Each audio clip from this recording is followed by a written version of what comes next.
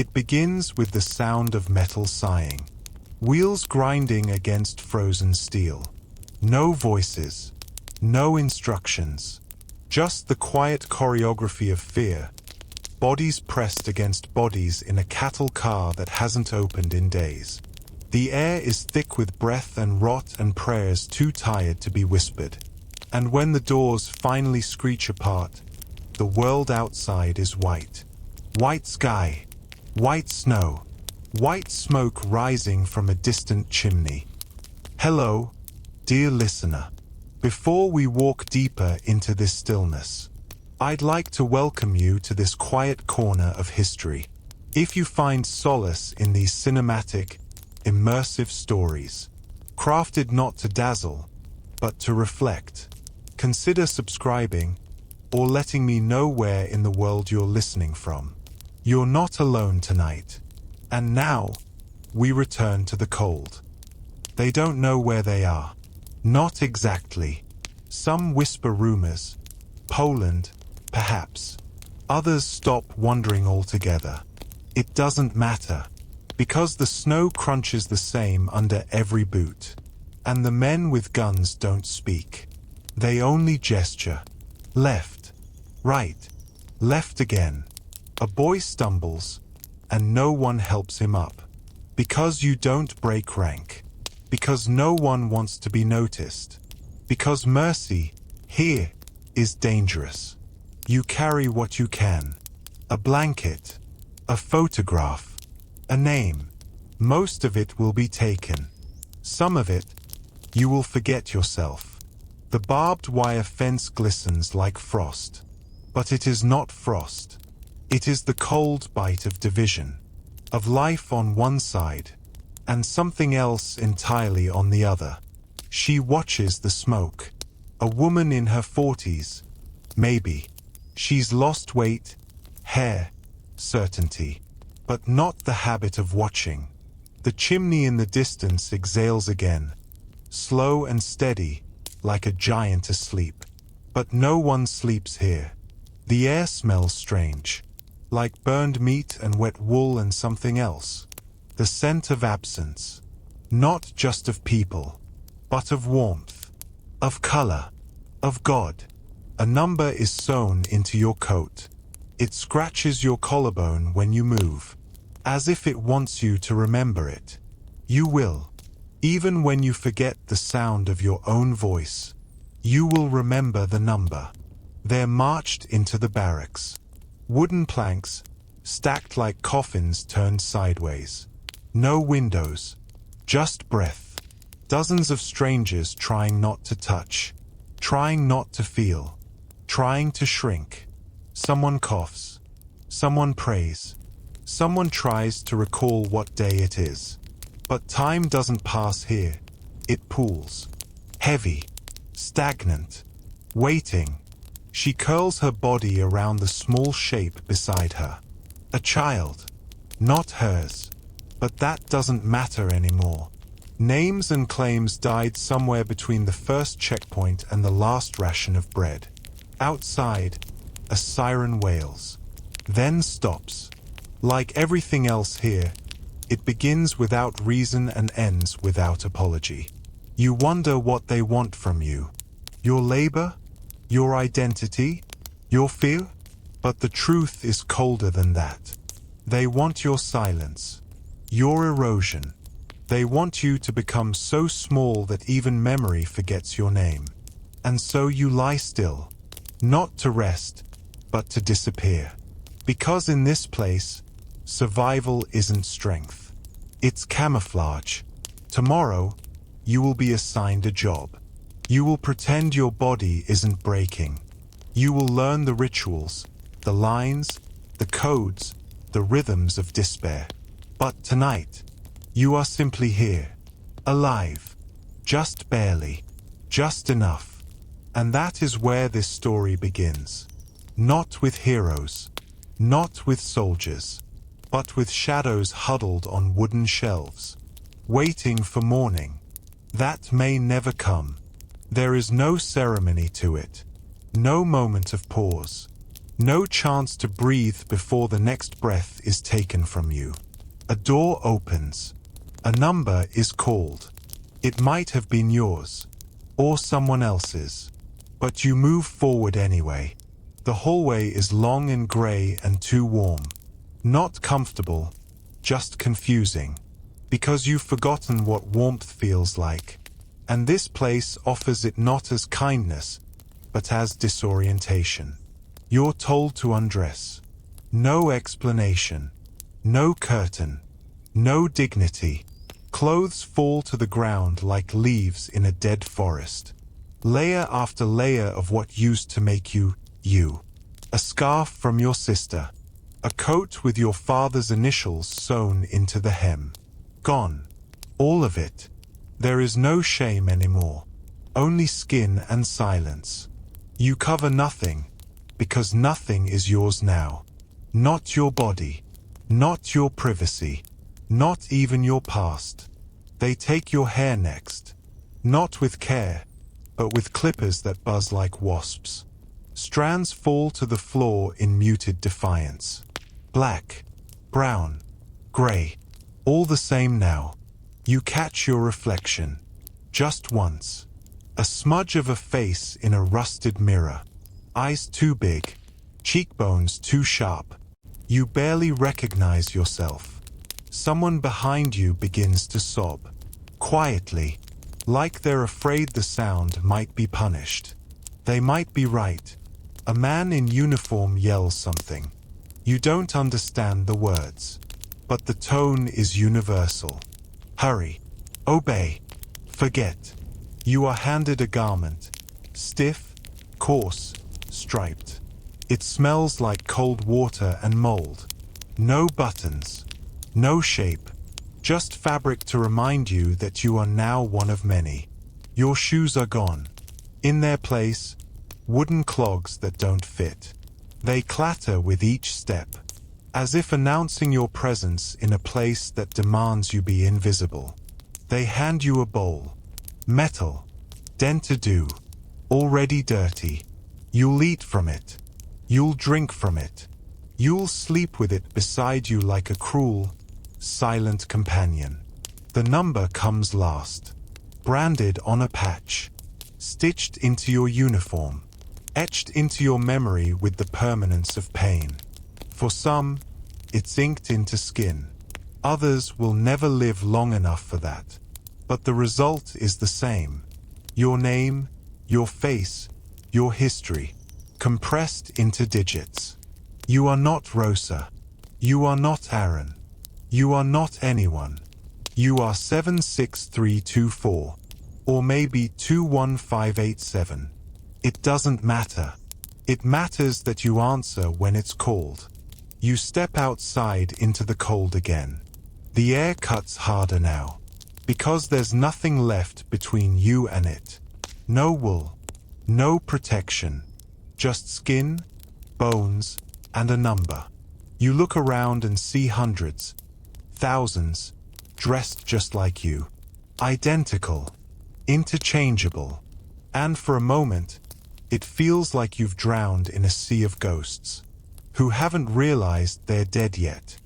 The guards don't look at faces. They count heads. That's all you are now. A head. A set of shoulders. A moving body without a voice. And still, somewhere deep in your chest, a tiny ember refuses to die. Not hope. Not yet. Something smaller. Memory. Maybe. Of a table. A song. A birthday candle. You hold it there, quietly, as they march you into your assigned barrack. Wooden bunks.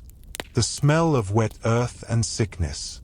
And the feeling that you've entered a place not meant for the living. You lie down beside strangers. And wrap your arms around your own ribs, as if trying to keep yourself from vanishing. Outside, the snow keeps falling. Inside, something else falls too, but it doesn't melt.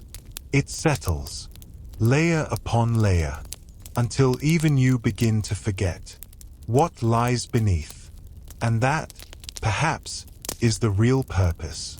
Not death, not punishment, but disappearance. To be stripped of name, of form, of self, until even silence forgets you. Hunger doesn't knock in this place. It moves in, quietly, fully. It settles into your spine, sleeps in your gut, and wakes before you do.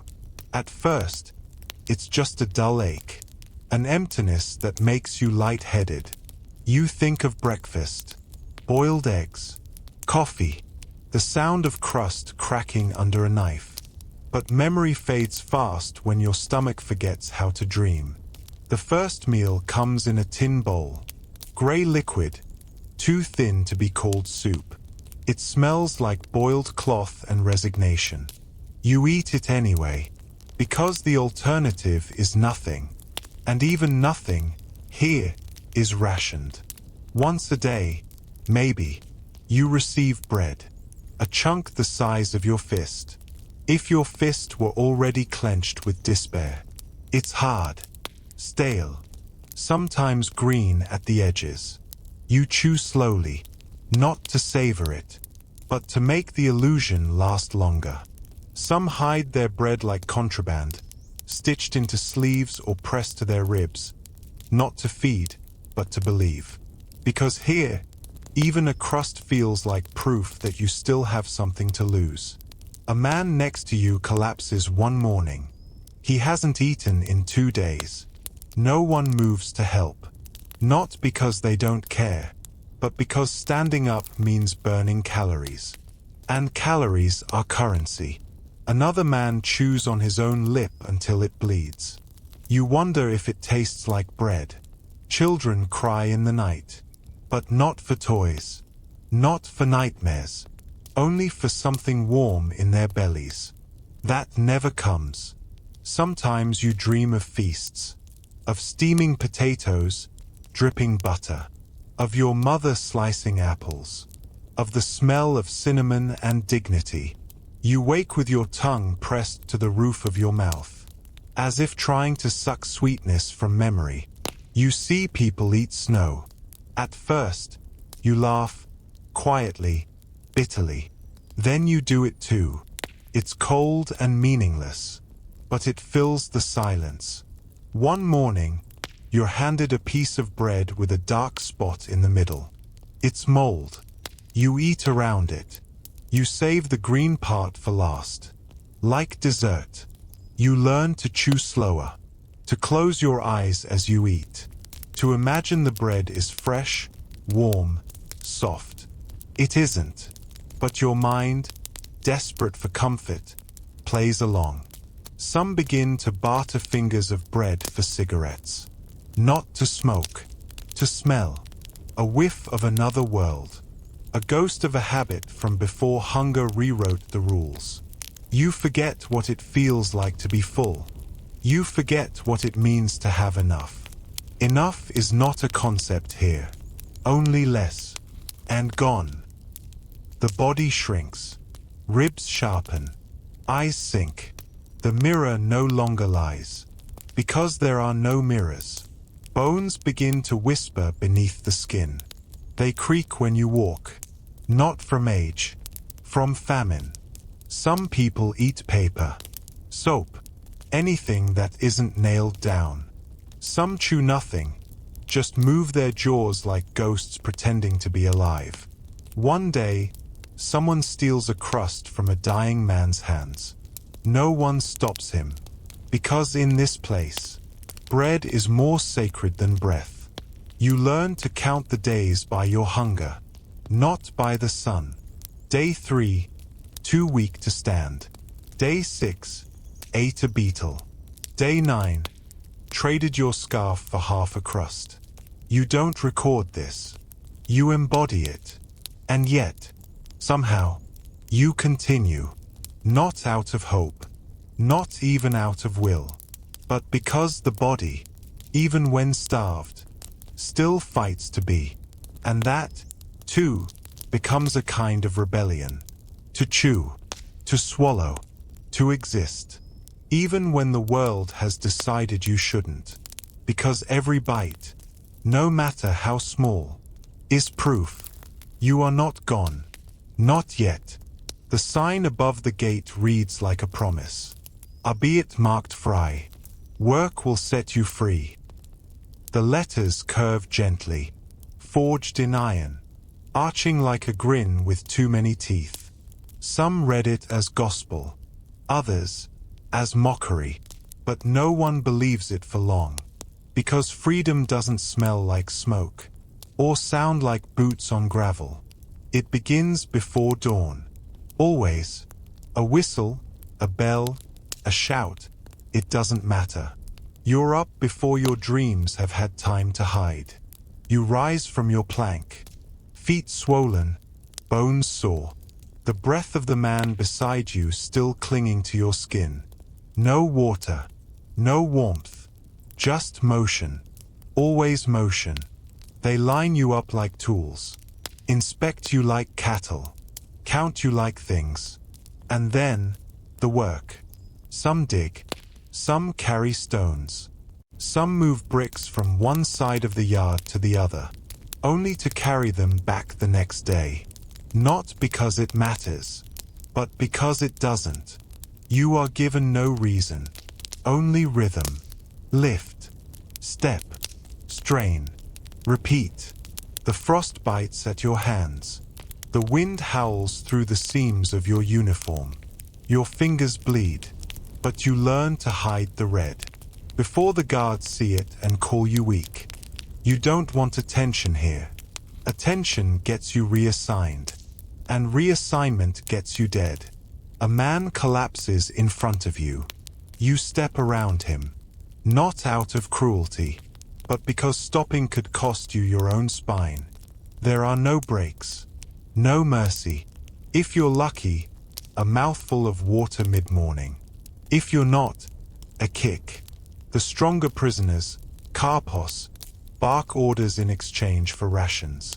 Their voices echo louder than the guards. Because power, once tasted, turns sour quick. Some tasks feel endless. Shoveling snow. Scrubbing floors that will never be clean. Breaking rocks that were whole only for the purpose of being broken. And still, the sign above the gate waits. Mocking, smiling, lying. Work will set you free, but no one leaves. Except in silence, except in smoke. You begin to move like a machine. You forget your posture. Your back curves into obedience. Your hands blister into memory. Some hum songs to keep time. Some count steps. Others count the minutes between gunshots. And always, the hunger. It walks beside you. It clings to your ribs like a second skin. Work does not make it go away. It sharpens it. There is a woman in your block who used to be a pianist.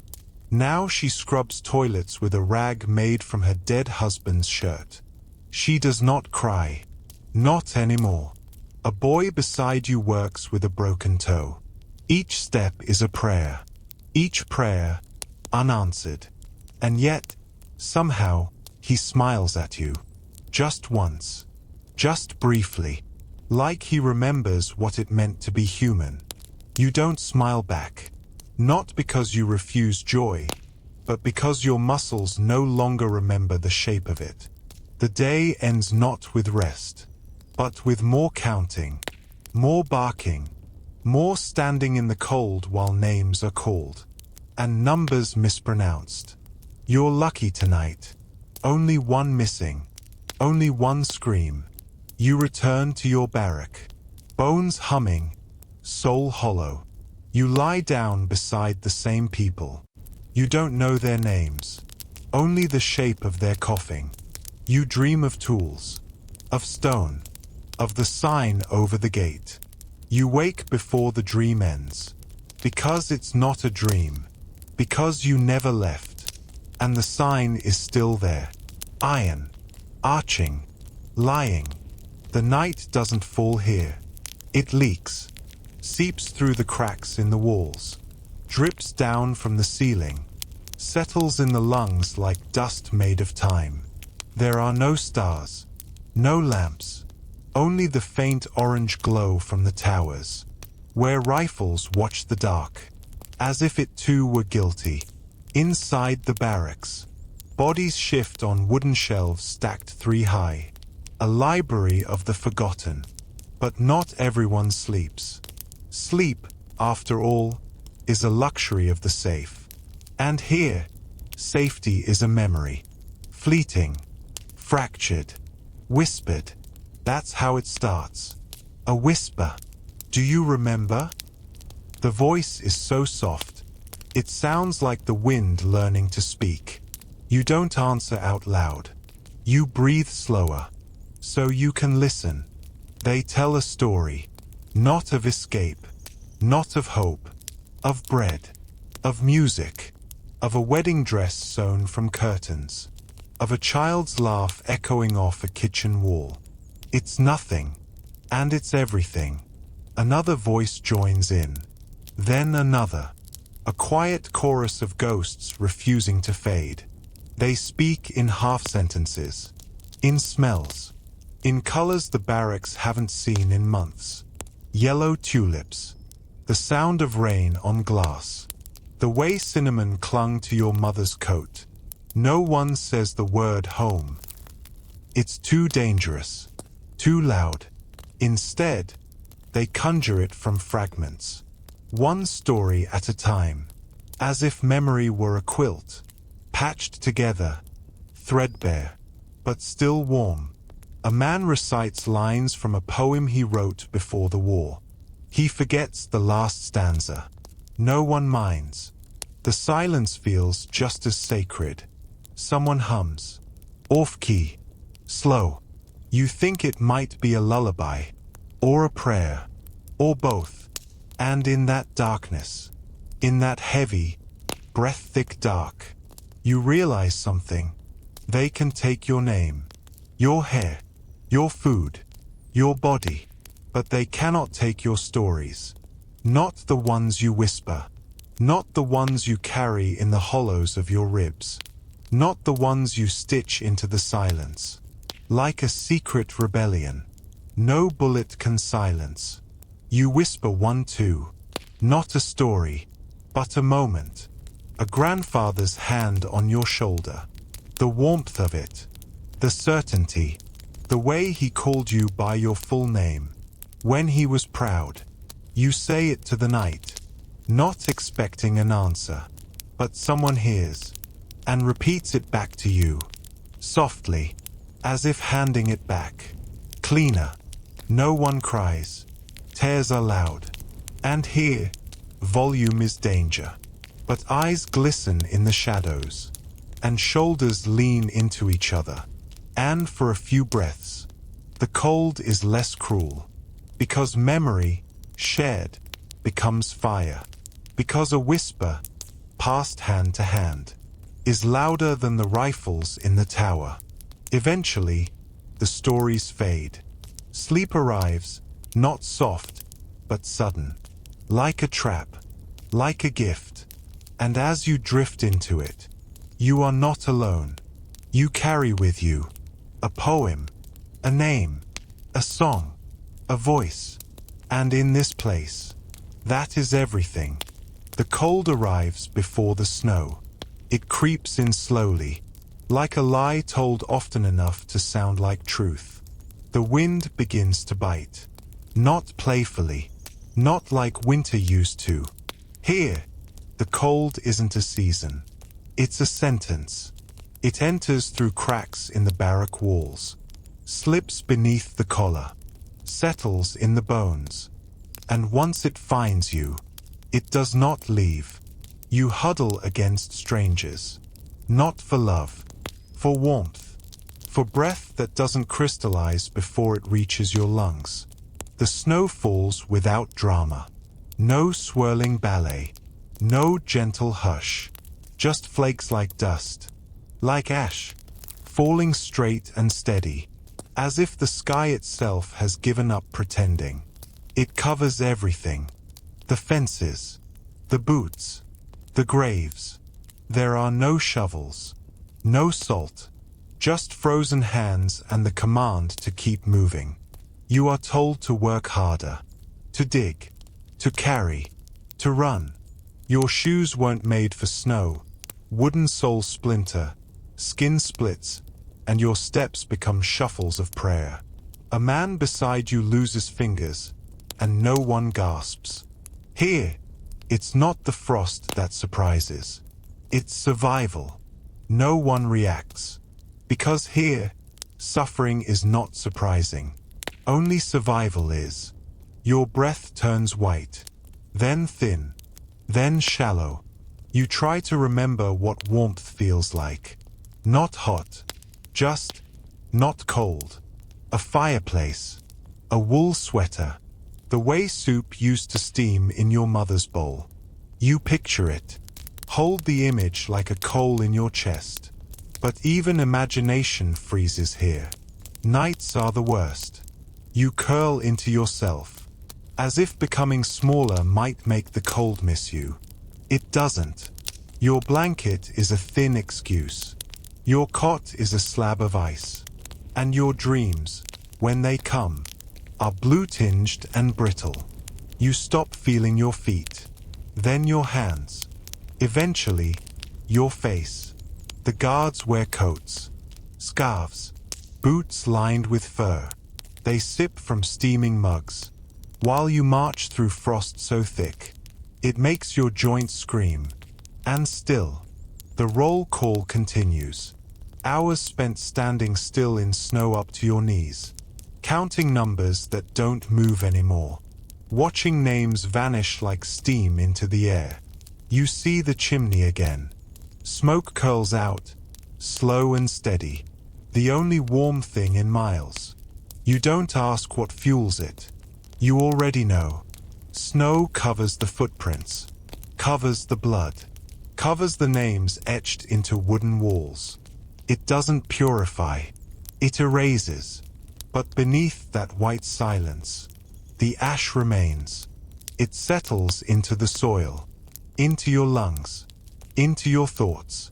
You no longer know what month it is, what day, what you look like, but you know the cold, intimately, as if it were family. And yet, you move, one step, then another,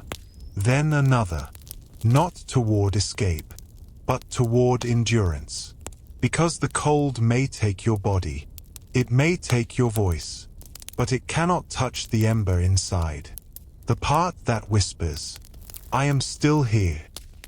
And sometimes, that whisper is louder than the wind. Some things are not supposed to exist here. Music, for one. Laughter, the memory of spring. But then, neither are you. And yet, you remain. It starts with a sound. Soft, almost imagined. A vibration tucked between bricks, trembling under the coughs and snores of the dying. At first, you think it's the wind. Or maybe your mind, desperate for softness, is inventing melody where there is only moan. But it happens again, and again. A note, drawn long, thin as a breath, fragile as a bone. Someone is playing a violin. Block 11 is where punishment sleeps, where screaming is normal, where silence is safer than speech. No one goes involuntarily. No one comes out the same. And yet, somewhere behind that door, where nails line the walls and cold hangs like fog, there is music. You don't speak of it during the day, but at night, you listen. All of you, huddled in your separate shelves, eyes open in the dark. A note, then another, a melody half-formed, then swallowed. Not beautiful, not skilled, but brave. The guards haven't found him. Or maybe they have. And they listen too. Because how do you kill a sound that reminds you you're human? Rumors bloom like frost. He was a concertist. He played in Vienna. He lost his wife. He still plays for her. Others say he's mad, that the violin is made of scraps, gut strings pulled from clothing, wood carved from bed frames, bow strung with hair. It doesn't matter. What matters is the sound. It carries through the walls like a memory that refuses to die. One night, he plays longer than usual. It's a song someone recognizes.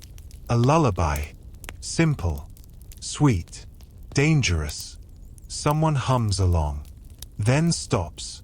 Heart pounding. Afraid the melody will draw fire. But the guards don't react. Maybe they're listening too. Maybe, just for one moment, they remember their mothers. Or maybe they are waiting for the last note, so they can end him cleanly. The next day, you pass block 11. The door is shut. A shadow moves behind a slit in the wood. Is he still alive? Still playing? You don't ask. Questions are suspicious. But the silence tonight is louder than any scream. No violin. No melody. Just the wind. And the knowing absence of sound. Someone says he's gone. That they found the strings and smashed them. That his fingers were broken.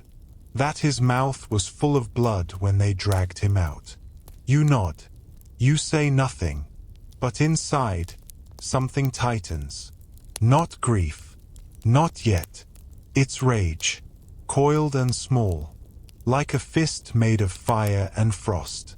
Because music had no place here. But it came anyway. Because one man, with nothing left, chose to lift a sound, instead of surrender.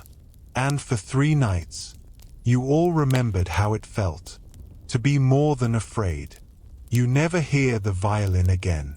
But sometimes, in the quiet moments, between the snow and the sleep, you feel it, like breath, like defiance, like something they could not silence. It starts with a pause, a hesitation on your own tongue.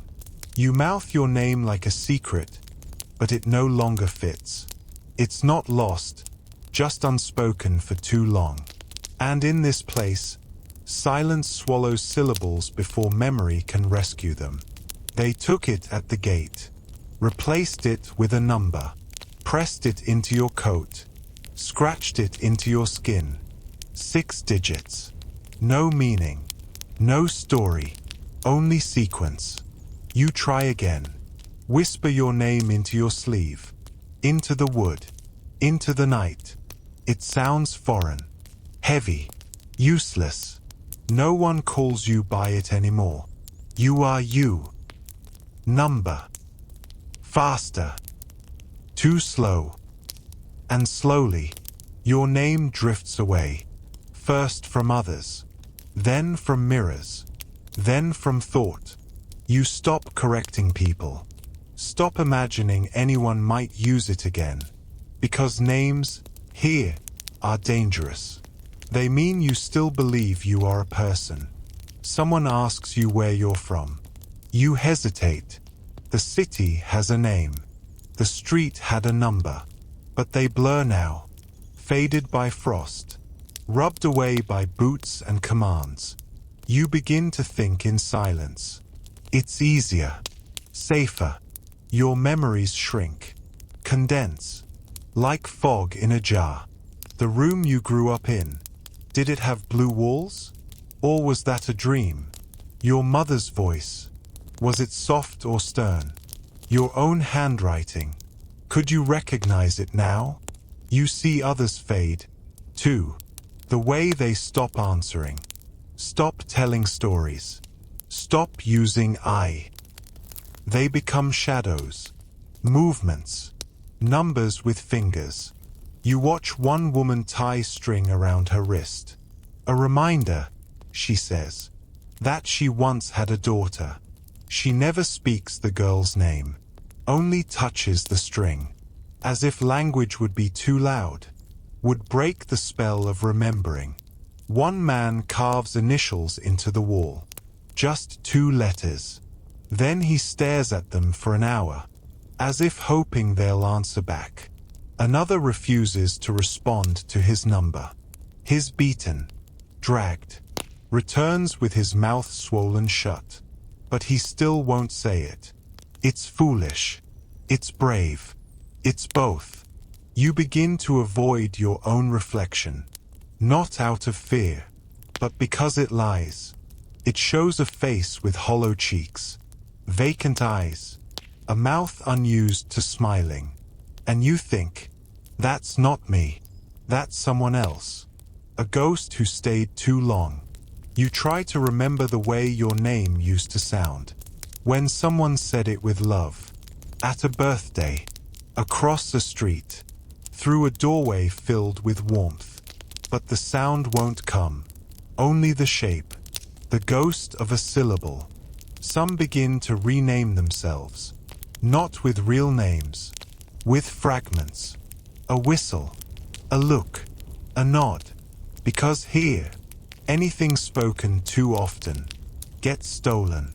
So you keep it inside, folded, pressed, sacred. Your name, your face, your past, not gone, just buried. Because if they find it, if they hear it, they will try to take it too. But inside your ribs, quiet and defiant, your name still lives. It waits. It remembers. And one day, when the gates open, when the snow melts, when someone calls you not by number but by soul, you will answer, and it will still be yours. It never stops. The smoke, it curls from the chimney, day after day, as constant as breath, as silent as shame. You stop asking what burns. You already know. Everyone does. But no one says it. The smoke no longer rises. It lingers, like memory too stubborn to dissolve. It clings to your clothes, settles into your skin, stings your eyes even when the wind changes direction. Some say it smells like meat. Others say it doesn't smell at all, just tastes like forgetting. You learn to look away, not out of ignorance, out of survival. If you stare too long, if you think too hard, something inside you cracks. And cracked things here do not last. They tell you to keep working, to keep marching, to keep breathing air that once belonged to someone else. You obey, because the alternative is silence. And silence here is final. The guards don't talk about the smoke. They watch it rise like a flag, as if it meant order, as if it meant control. But to you, to those below, it means something else. It means someone is missing. Someone who stood beside you, coughed with you, shared half a crust with you. Gone. Not buried. Not mourned. Just vanished. A number erased. A name unspoken. A face that dissolves into grey. Sometimes you wake in the night, gasping, not from dreams, but because the smoke has entered your lungs. While you slept, you try not to think about who it once was. You try not to imagine their hair, their shoes, the sound of their laugh. But memory is stubborn. And the silence? Even more so, because in this place, no one screams, no one wails, no one throws themselves against the fence. Grief has become quiet, disciplined, efficient. You cry without tears. You mourn without sound. You love without saying it. A man once told you that smoke rises faster than prayer. You believed him. Now you're not sure there's anyone left to hear either. One day, the chimney stops. Just for a moment. No one moves. No one breathes. And then, it starts again. The silence is louder than the smoke ever was. Children stop asking where their mothers went. Wives stop asking where their husbands sleep. The questions have grown tired. Like lungs. Like hope. You keep moving. Keep working. Keep eating dust. But inside, a part of you writes, not on paper, not in ink, but in breath, in memory, in fire, because smoke can rise, but it cannot carry everything. Not the names, not the stories, not the last look someone gave before disappearing. And so, in the quiet, you whisper them to yourself, one by one, like a litany, like a protest, like a promise, to never let them turn entirely into sky. It doesn't happen like the stories say. No trumpets, no sudden flood of joy, no grand speech from a hero in polished boots. It begins with a silence different from the others, not empty, not ordered, but unsure. The guards are gone, just gone. No shouting, no shots, no roll call. Their boots no longer drum against the gravel. Their voices no longer slice through sleep. Only the wind now, and the sound of your own breath, foreign in its rhythm. You don't move at first. No one does, because freedom in this place feels like a trick. You wait, and wait, and then someone walks to the gate, pushes it. It creaks, opens, no alarms, no bullets, and just like that, you are free, but not really, because your legs forget how to walk. Without command, your eyes hurt in the daylight, your hands tremble, not from fear, but from the sudden absence of it. You leave, but slowly, as if the air beyond the fence might burn, as if the sky outside might fall. Some fall to their knees, some collapse, some just keep walking, as if afraid to stop. The world is green, so green, too green. It hurts to look at. Trees sway like dancers. Birds sing without permission. Children, somewhere far, are laughing. It feels like another planet. And you? You feel like a ghost, trespassing in someone else's spring. People come, strangers in uniforms. They speak words you don't recognize. Offer blankets. Offer food. You stare. You forgot how to say thank you. You forgot how to chew. A man offers you chocolate. You hold it in your hand. Let it melt. You can't bring yourself to eat something so soft. They ask your name. You pause.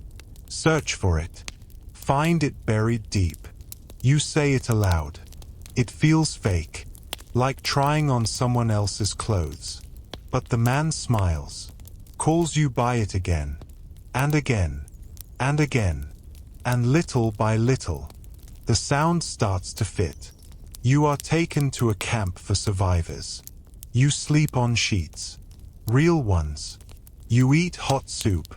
You bathe, but the smoke still lingers in your nose. The number is still on your arm. And when doors close too loudly, your heart forgets where it is. You don't cry when you're rescued. You cry 3 days later, because someone asks you if you want more soup, and means it. You begin to write letters, to no one, to everyone, just to prove you still exist. Sometimes, you wake in the night, and forget that you're free. Sometimes, you wish you hadn't survived. But then, you hear a violin. Real, this time. Whole. And for a moment, just one small, trembling moment, you close your eyes and remember the man in Block 11. You hum along, quiet, off-key, alive. And in that note, in that breath, in that trembling, unsteady hope, liberation begins. Not all at once, not forever, but enough. Enough to whisper again. enough to remember, enough to choose your name, and say it out loud, and mean it. And so, we leave the snow, the silence, the smoke, the shadows etched into brick. We carry them, always. But the wind shifts now. The cold fades, and in its place, dust. Grains of sunlit sand scratch at your eyelids. The sky bleeds gold, and the air smells not of ash, but limestone and sweat. You are no longer a number. You are shackled flesh beneath the eye of gods, dragging stone under a sun that does not blink. Not a prisoner of ideology, but of eternity. And so begins the next story, not carved in ink, but in stone. Welcome to Egypt. Not the one of gods and pyramids on postcards, but the one of shadows in the quarries, of chains, of silence, of a name lost in the dust beneath a pharaoh's tomb. This is the story of a prisoner in ancient Egypt. It begins with heat, not warmth, not comfort. Heat that presses against your skull like a stone slab. Heat that seeps into your bones and makes you forget there was ever such a thing as shade. You open your eyes and the light is wrong. Too bright, too close, too loud. Even the sun here feels like a weapon, aimed directly at your skin, at your spirit, at the part of you that once believed in mercy. You are not alone. Beside you, shadows shuffle, barefoot, bent, bronzed by silence. No one dares lift their gaze. No one risks a word. Not out of muteness, but because words here bloom into punishment. You try to remember how you got here. A name, a sentence, a betrayal whispered too close to the wrong ears. It doesn't matter. They call this place a temple in progress. You call it what it is, a prison without bars, where the stones are your walls, and the gods are always watching. You carry limestone on your back, blocks the size of coffins. Your shoulders buckle, your breath breaks, and yet you move, because the overseer's whip doesn't ask if your legs still work. It commands them. The Nile glitters in the distance, mocking. You haven't tasted its water in days. Only brine, only sweat that dries before it can fall. A man stumbles beside you. Knees meet sand. The whip answers. He does not rise again. No one stops. Not out of cruelty, but because stillness invites punishment. You think you were once something else, a man of ink, or trade, or cunning. But under this sun, memory melts. Titles vanish. Here, even names obey gravity. Even former men of knowledge carry stone here. Even former priests are stripped bare beneath linen rags. Dreams flicker. Papyrus, ink, the soft hush of reed pens. But your hands bleed now. Chisel and rope know no memory. Even fingerprints dissolve into dust. Above you, the pharaoh's name is carved into walls you helped raise. He will be remembered. You will not. You are the breath behind the monument, meant to vanish. At night, the air cools, but not enough. Your body aches in new languages. You do not sleep, you collapse, onto mats too thin for dreams. But still, you whisper one, a name, yours, just to hear it again, just to prove it hasn't been buried beneath the sand. You wonder if the gods hear, not the priests in white robes who chant inside cool halls, but the real ones, the ones in the stars, in the stone, in the silence between whips. You are a prisoner, but more than that, you are memory, breathing, fighting, waiting, because even under the crushing gaze of eternity, there is something in you that refuses to bow. Not completely. Not yet. The mornings arrive without warning. No rooster, no bell, no kind sunrise. Just footsteps in sand. A barked name. A jolt back into the weight of another unfinished wall. You rise. Not because you're ready, but because you were never truly asleep. Sleep here is shallow. A puddle, not a pool. You dip your soul in it briefly, only to be dragged back out by command. Today, you're assigned to the inner sanctum, not to pray, but to polish the stone where prayers are carved. You are not holy. You are cloth and hand, breath and sweat, another body maintaining the illusion of divine perfection. The walls breathe coolness, but it's not mercy. It's stone that hasn't yet remembered the sun. Hieroglyphs line every surface, falcons, ankhs, the eye that sees all. You try not to look directly at it, because something in it looks back. A priest passes by. He does not speak, only watches. His linen robes so white, they seem to reject the dust around them. His fingers smell of incense and command. You lower your gaze. That's the rule. Eyes to stone, hands to work, mind to silence. A boy next to you sneezes. Just once. The sound echoes far too loudly. A guard approaches, slowly. No words, just a grip on the boy's shoulder, and a quiet, decisive shove out of the sanctum. He does not return. You learn quickly that even noise is a kind of rebellion here. And rebellion does not end in speeches. It ends in vanishing. There are days when you forget what your own voice sounds like. When you begin to move more like tool than man. Chisel, wipe, bow, repeat. But there are cracks in the stone. Not flaws, whispers, old messages etched behind the grandeur. Someone wrote once, in symbols too small for priests to notice. I was here. I bled. I still dream. You trace it with your thumb, just once, and you wonder who wrote it.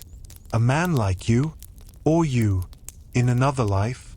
Even gods, you think, must get tired of being served, of being sculpted, of being obeyed out of fear. You glance up, just briefly, at the statue towering above you. Its face is perfect, eternal, unmoved. But in the corner of its stone mouth, you think you see a crack. Not from time, from pressure. The kind that comes from being worshipped by those who wish they were free. You know it's punishment day before anyone says it. The air feels tighter. The sun hangs heavier. And the guards are quiet. The kind of quiet that comes before a storm, not after. A name is called. No one reacts. Not because they don't know it, but because no one wants to be the one who does. The chosen man steps forward, barefoot, expressionless, as if he's already halfway gone. His crime? No one knows for sure. Maybe a broken tool. Maybe a broken rule that changed since yesterday. They drag him to the quarry wall, the one with no carvings, because it was never meant to be art. Only pain. You're told to watch, not as warning, but as obedience. Because here, even your eyes belong to someone else. He doesn't scream. Not at first. The first blow lands like a whisper. The second, like thunder. Some look away. Others stare. Not out of cruelty, but because if you see him, he still exists. If you blink, he disappears. The overseer doesn't rush. Pain, here, is an art form. Measured. Methodical. Like the shaping of a pillar. Like the polishing of a god's face. A child, maybe 10, weeps silently beside you. It's not his father. Not his brother. just another body. But pain recognizes pain, no matter the name. The priest arrives late, always does, not to stop it, but to sanctify it. He sprinkles water, chants in a language none of you are allowed to understand, and calls it cleansing. The man collapses, not dramatically, just folds, like cloth too worn to hold form. No one moves to help. The guards don't carry him. They leave him there, as a lesson, as a punctuation mark carved into the dust. Later, when the sun shifts, you see vultures circling. Not because they're cruel, because they're free. That night, no one speaks. Even the usual coughs and murmurs die early. You lie on your mat, staring into the dark, wondering if silence itself has bones. You think of the man, not his face, that's already blurred, but the sound of his body hitting the earth. Soft, final, like an exhale the gods forgot to catch. And deep inside you, beneath the sand, beneath the rituals, beneath the scar on your wrist from last week's lash, you feel something small ignite. Not rebellion, not yet, just the memory of what it felt like to be unafraid. It's the kind of night where even the stars look away. No wind, no cloud, just the vast silence of a desert too tired to sing. You lie still, listening, not for danger, but for something older. A whisper. It doesn't come from the priests, not from the gods carved into stone or sung into rituals. It comes from the mat beside you, from a voice so dry it sounds like it's been buried and clawed its way back up. Do you still remember your God? You don't answer, because in this place, names are dangerous, and gods have forgotten theirs, too. But the question stays with you, like sand trapped under skin. What does faith taste like when your tongue is cracked? What does prayer sound like when no one answers? By day, you carry stone. By night, you carry doubt. Both are heavy, but only one makes your bones feel hollow. They whisper in the dark. Not just him. Others. One speaks of a goddess who weeps for the enslaved. Another of stars that used to guide men home. None speak of Pharaoh. Not with reverence. Only with caution. You begin to notice it. The quiet nods. The shared crust of bread left near the broken. The lookout who coughs just once when a guard turns. Tiny rebellions. Threaded like beads on a string too fragile to wear. A woman presses a scarab into your palm one morning. Made of clay. No inscription. No color. Just wait. For protection, she whispers. You don't believe it works. Not really. But you don't let go of it, either. Some leave offerings. Not flowers. Those are for temples.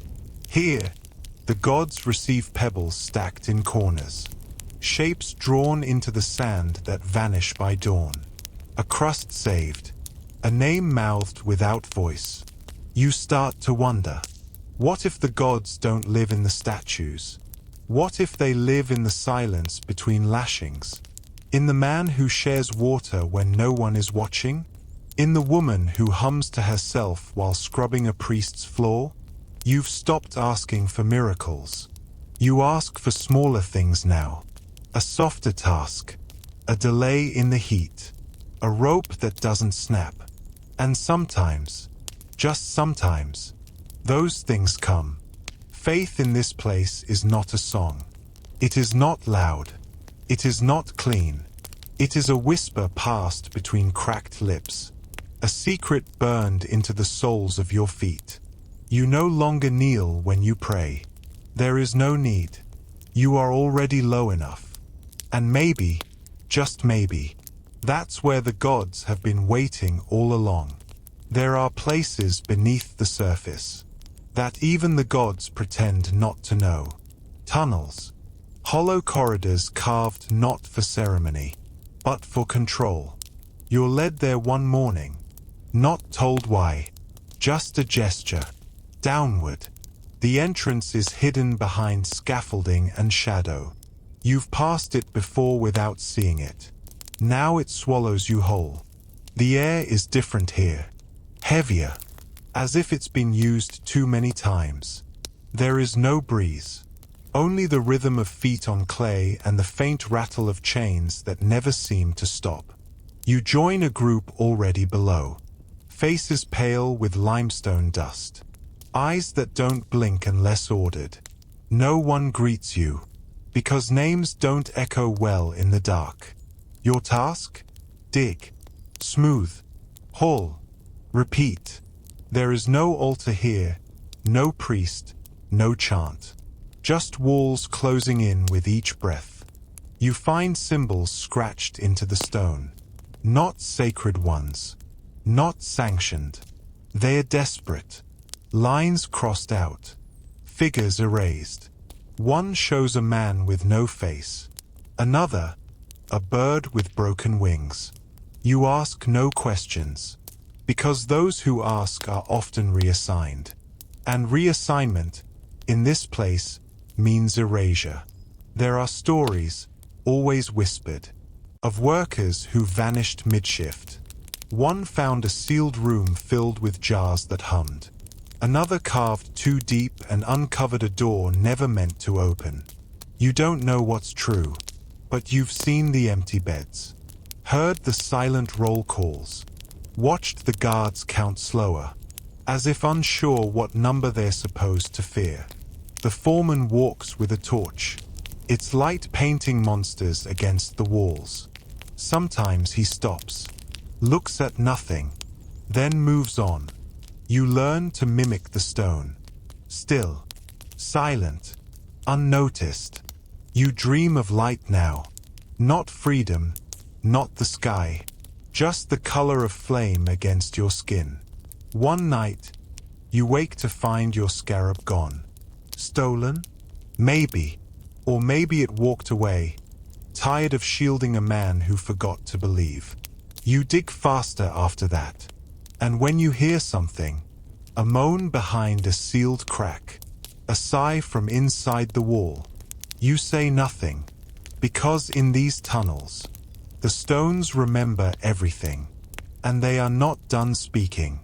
It begins with a scent, faint, brief, gone almost before it arrives, but unmistakable. Jasmine. For a moment, your hands forget the stone. Your eyes forget the dust. And you are no longer underground. You are elsewhere. Elsewhen. A courtyard. A voice calling your name from a window. The sound of sandals over mosaic tile. A hand brushing yours, not out of command, but invitation. You close your eyes and breathe deeper. The scent isn't real. It never was. But your mind, desperate for something soft, offers it anyway. Across from you, a woman hums while she works. Not loudly, not joyfully, just enough to remind herself that her mouth still belongs to her. Her name is Citra. You think. You're not sure if that's what the guard calls her, or if it's what she's chosen to remember. You've never touched her, never spoken directly, but when the sun is lowest, you trade bread crusts through silence, yours for hers, not because it's fair, but because it's ritual.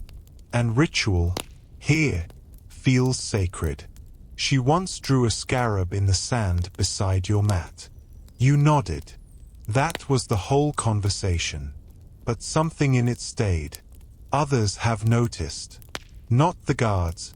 They look for rebellion, not tenderness. But the old man 2 mats away, the boy with burns on his palms. They see how your eyes shift. When she coughs too hard. When she stumbles. They don't say anything. Because here, even love must be camouflaged. You think of what it might have been. In a different life. A shared fig. A dance during the flood festival. A child with both your eyes. Now, all you share is hunger. And a space between your mats that hums louder than any chant. One night, she speaks. Did you ever love someone? The words are broken, dried out by sun and time, but they land like water. You nod, not because you have an answer, but because your throat refuses words. She doesn't speak again, but she shifts her mat closer, just a little, and that night, you sleep deeper, not safe, not full, but next to someone who remembers. That love is not a luxury, it's a rebellion. Even here, it starts with a glance. Too long, too deliberate, passed between two men who usually avoid all eye contact. You notice it, so do others, but no one speaks. Because in this place, silence is safer than suspicion. Later, in the quarry, a rope is dropped, not by accident. It lands at the base of a crevice that no one's supposed to approach. But someone does, just long enough to retrieve the rope, and scratch something into the stone as he does. It looks like nothing, a blemish, a crack, but it lingers in your mind like a whisper with weight. That night, a rumor moves faster than the wind. There's a way out. You've heard that before, always in vague shapes.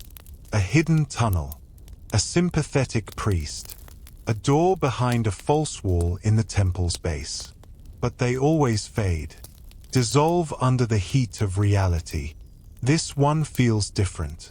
Not louder, quieter, like truth disguised as myth.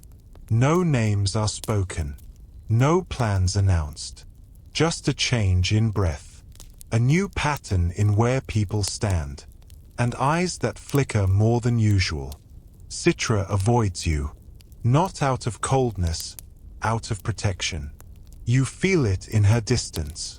She's shielding something, or someone.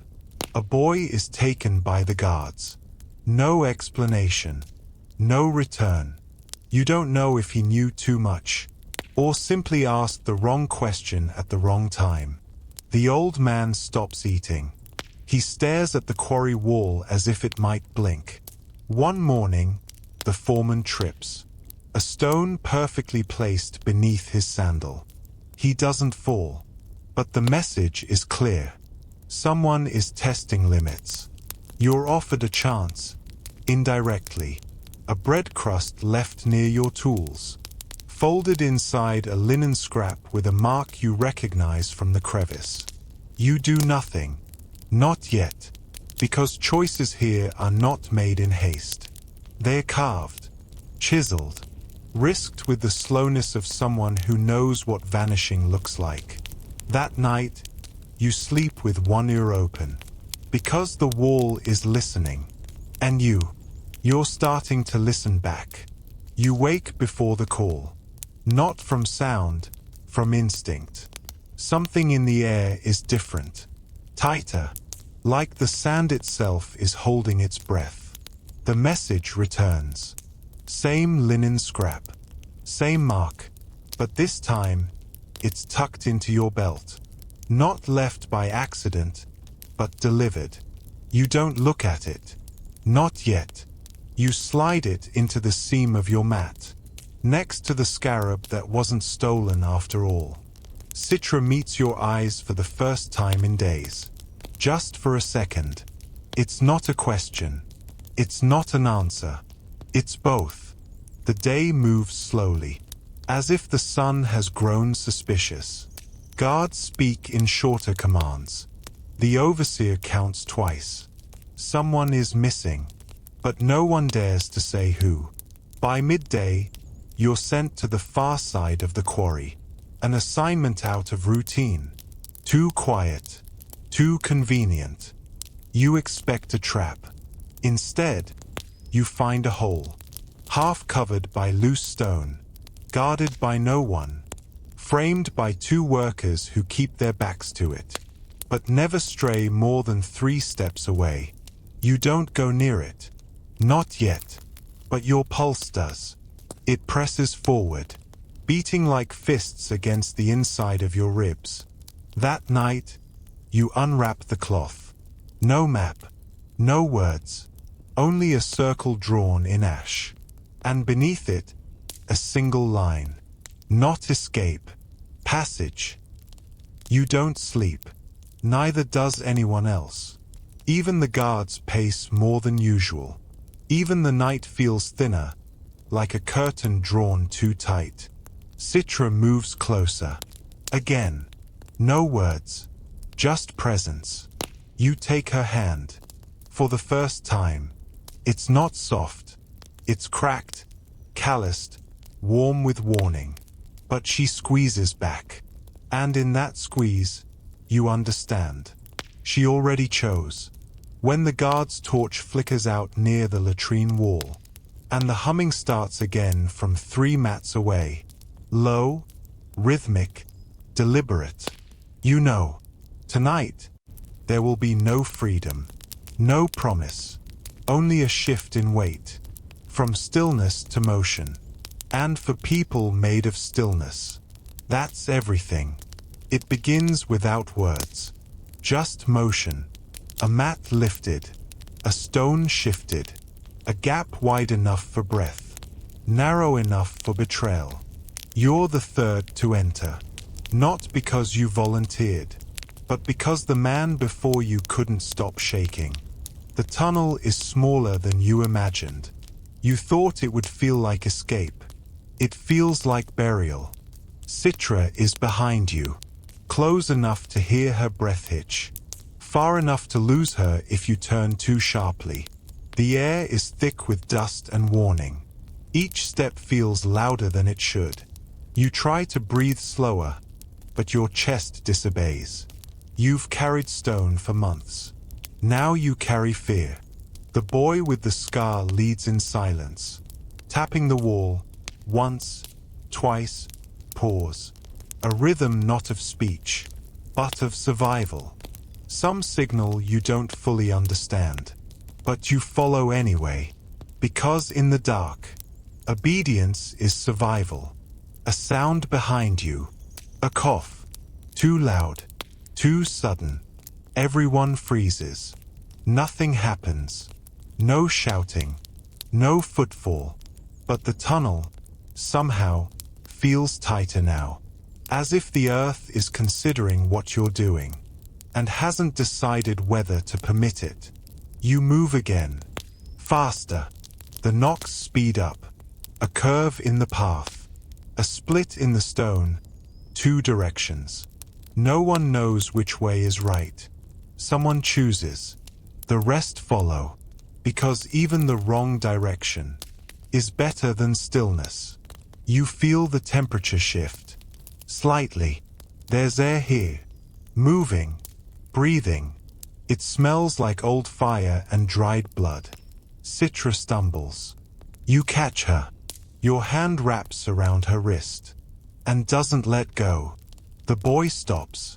Raises his fist. Ahead. Light. Not daylight. Torchlight. Flickering. Alive. You all wait. Silent. He creeps forward. Returns with a nod. It's clear. For now. But ghosts. Refusing to fade. Dust rises behind you. Not from tools. But from choice. You don't know what waits at the end. Sand? Guards? A wall? But you keep moving. Because in this moment, moving is the closest thing to freedom you've ever known. The light grows. It flickers with a different kind of urgency now. Not threat, but invitation. Not escape, but witness. You emerge one by one, through an opening carved into the side of a forgotten temple ruin. Half buried, unmapped, protected not by soldiers, but by neglect. The stars are visible again. You had forgotten their shape. Citra stands beside you, covered in dust, blood at her elbow, eyes burning. And yet, she breathes deeper than you've ever seen her. The others scatter. Some fall to their knees. Some keep walking, as if distance might finish what tunnels started. No one speaks, because no one knows if it's over. Because part of you doesn't believe it ever will be. You take your first step into open earth. It feels wrong. Too soft. Too free. The desert hums around you. Owls. Crickets. A jackal somewhere far off, reminding you that wildness still exists. You move toward a cluster of trees. A stream trickles nearby, not much, but enough to feel real. You cup your hands in silence. Let the water touch your lips. And for the first time in what feels like 1,000 years, you drink without permission. You look at your reflection. It startles you, not because it's unfamiliar, but because it's beginning to return. The hollow eyes are still there. So are the scars. But something else flickers behind them. Presence. Not hope. Not yet. But something sturdier. You hear Citra behind you. She whispers a name. Yours. The real one. The one you'd stopped using long ago. It breaks something open in your chest. It doesn't sting. It doesn't shine. It simply is. A name that fits your bones again. You say hers in return. It feels like carving stone with your breath. Like writing on your own bones. Like remembering who you were. Before dust claimed your name. Before silence had rules. You sit beside her. No plans. No maps. Just two people. Watching the horizon. And waiting for the sky to decide what comes next. And though you don't know what the morning will bring, you know this. You are not stone. You are not dust. You are not theirs. You exist, not as stone, not as silence, but as breath. And for now, that is everything. And so, we leave them, not in chains, but in silence, not in sorrow, but in breath. Because some stories are not meant to end. They're meant to echo. In the dust. In the stars. In the quiet resilience of those who refuse to vanish. If you felt something tonight, a flicker, a weight, a name you almost forgot, you're not alone. These stories live on because you're still listening. Thank you for walking this path with me. And wherever you are, beneath city lights or desert stars, I hope you find a moment of stillness. And in it, the memory that you are not stone. You are not dust. You are. Good night, listener. Sleep deeply, dream freely, and may the gods, whatever shape they take, watch gently over your rest.